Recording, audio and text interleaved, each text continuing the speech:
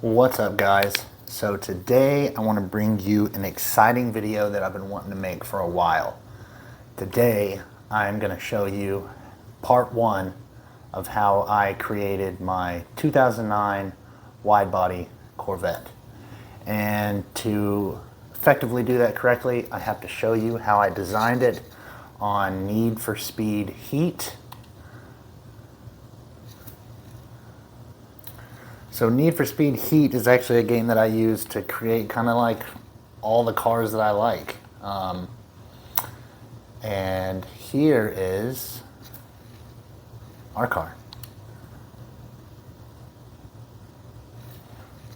So you can see I have literally made it almost to the exact spec. This is how I designed my wheels, the idea of the wide body kit, literally the wheel, almost the exact wing, everything is the same, except for the hood.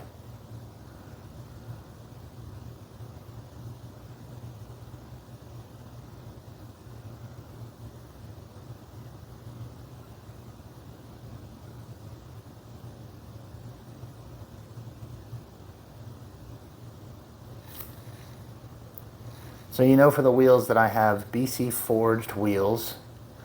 As you can see on these, I did a satin or matte bronze face with a brushed bronze barrel, just as it shows here. Exactly the way I built them in real life. Almost the exact same color spec.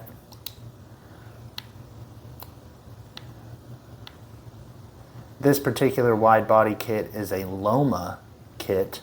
It's a little bit different fender, how they flare out. As on mine is a SS Vette kit, which is the widest kit that you can get.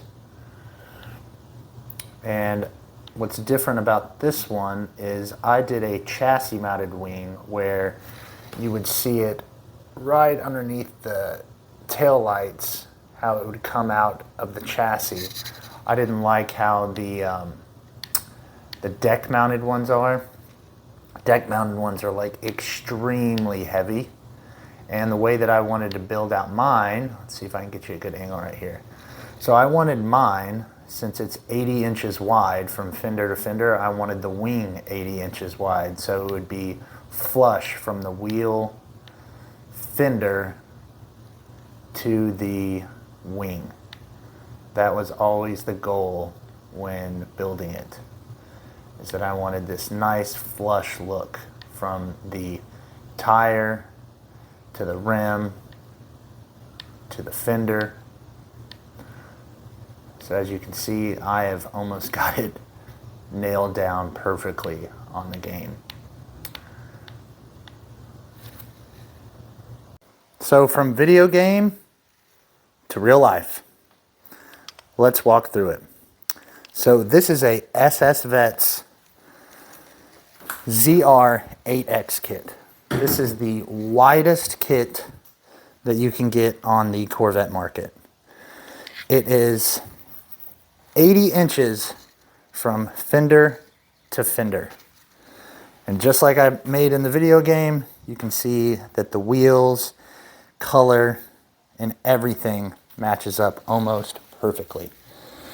The wheels are the BC forged satin or matte bronze face with the brushed bronze barrels and the gold hardware with the gold hardware. A little story about these wheels is there is a lot of gatekeepers when it comes to doing wide body kits and getting wheels spec'd. I had reached out to, as I know of, there might be like 10 of these kits, just because they're made one at a time and it takes upwards of a year or two to actually get the full kit, and the kit's really expensive. So there might be like 6 to 10 guys that actually have this kit, have the car, have wheels made for it, because a lot of guys just elect to go to like a Forge Star, like what I think is just a really ugly black wheel, and I wanted something custom offset and everything like that. So I'd reached out to a guy in California that had one, wouldn't share his wheel spec with me because it's proprietary and he has special wheels, blah, blah, blah, blah, blah, blah. But anyways, found a guy out in Japan that had this car, has the same exact same kit, shared his wheel spec for me. And that is what I have here. And it is absolutely sits flush, perfect, everything. So just like in the game, you saw that I had the deck mounted one. Well, I told you I didn't want to do a deck mounted one because it's so heavy. I wanted something way extreme and different, and to just make mine stand out all by itself is I wanted a chassis mounted wing. So this is MFR Engineering, who actually did a lot of stuff for DDE back in the day. So this is their 80-inch chassis mounted wing, carbon fiber. And this Stars and Stripes design is actually my design. I had come up with it in a drawing in exactly the way that I want it laid out and sent it to them. They cut it with their water jet, and that is my design. So if you ever see the American flag on any of the uprights that they do, that's my design. But yeah, so going over the kit, 80 inches from side to side. It's got the ZR1 front louvers in it.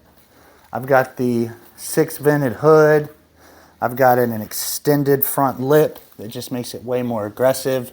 Euro style fog lights. This was the video game dream car. So in order to get this kit, I waited about 22 weeks just to get the body panels. And the way that these body panels are, it's not like, this isn't like molded in or anything. Everything's one piece that's been body worked and everything. But these just bolt straight on. That doesn't mean that when you get the kit from Dawn that you can just slap paint on it and it goes on there perfectly. There's a lot of work to make sure you get these panel gaps right and everything like that. So a lot of time, a lot of money, a lot of paint to get it to this point. And yeah, it takes a long while to get these kits perfect, and no body kit is the same. And then you've got to protect it. I've got pretty much 90% of this car covered in clear bra. And something that I wanted to do different is I painted the halo and the rooftop gloss black. That way it just looks like this seamless gloss black top with the windows being tinted out and everything like that. But there you go.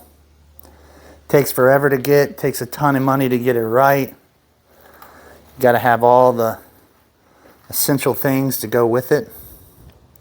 But that's our body kit.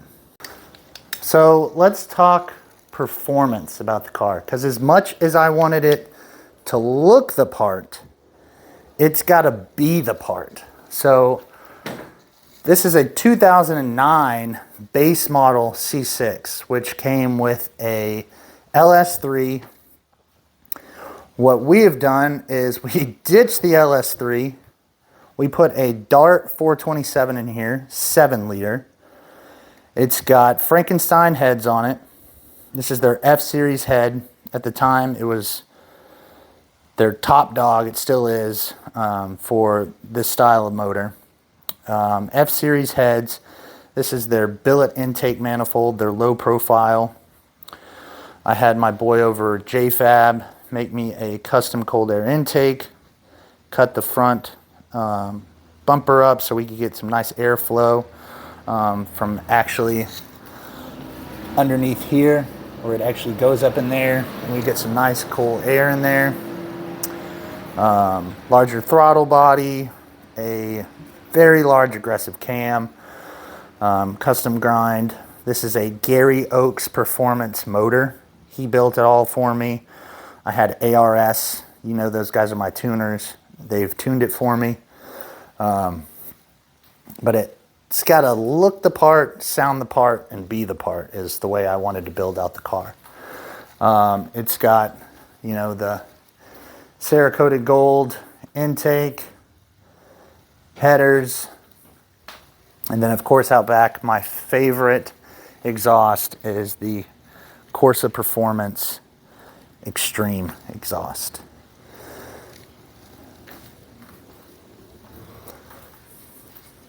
The car makes about 700 at the crank because this is originally my wife's car. So this is a auto, which is, I would prefer it to be an auto because I drive the car a lot. I don't want to be stuck in traffic going through gears and stuff like that. This is a show car. This is not a race car. I didn't build it to be a race car and do over 150 miles an hour and stuff like that. This is my show car, fun car, date night car. That's what we built it for. So at the crank, it makes over 700. It makes about 570 at the wheels, which is plenty for a car of this statue.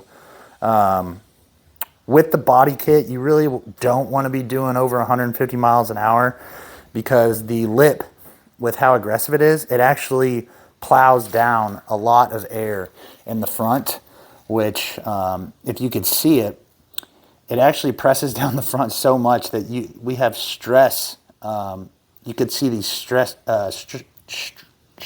marks in the clear from it pulling down the front so hard. And then we also have the same thing with the giant wing in the back because I have it in its most aggressive part, that we've got the same thing going on right here where the chassis mounts to it. And the same thing with the deck mounted spoiler right here. There's so much stress from it pushing down the back of it that it actually cracks the clear. But I don't care. It looks amazing. Everything's functional and works. It's super cool. And it just looks insane. Now, I know in the comments I get beat up all the time that, why would you ruin the car with that wing? Well, number one, I only know of one other guy, my friend Paul, that lives here in Dallas, that has the same wing. Very similar kit. He has a 6X, so it's smaller by like, I think 2 or 3 inches. You don't see this on anything. The only time that you see chassis mounted stuff is on time attack cars. I wanted something that looked extreme as the rest of the car did. It has to sound the part, look the part, be the part. That's why I wanted something different like that. You guys that don't like it, well, you can't even afford to do this whole thing. So go ahead and say those things in the comments, because either way, it's super cool. It's one-off and it functionally works. When I got done building the car, the first trip that I took it on was a road rally from Colorado Springs to Vegas. And we got this thing out in the desert of Vegas, and I was throwing up like 40-foot rooster tails of dirt with this thing because how much air would come underneath the diffuser and shoot up through the back. It was just so cool to watch. And in the rain, it's like a ski, dude. Like you just see all this rain just like shooting off. So it's super cool. But yeah, this is going to conclude part 1 of the wide body build. Make sure you hit that thumbs up. Leave some comments for me. Let me know what you think about the car. Let me know what you like and dislike about the car. I know we'll get some funny comments about the wing. I always do. But thanks so much for watching.